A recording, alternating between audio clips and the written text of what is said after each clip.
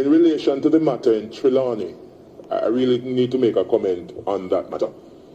The Commissioner spoke to the fact that what you saw was a combination of several agencies within the JCF. The Intel, Operation, CID played a critical role, as well as the Major Investigation Division. And I think maybe this is breaking news, that I'm going to let you know that the suspect is now in custody.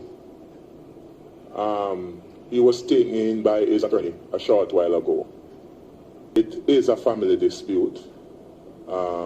Based on the investigation that we have done, there's no other reason. We know that there are other theories that are out there, but it is solely a family dispute.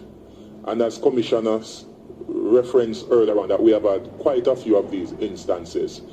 The commissioner spoke about some, St. Mary in Portland that celebrate the case as well.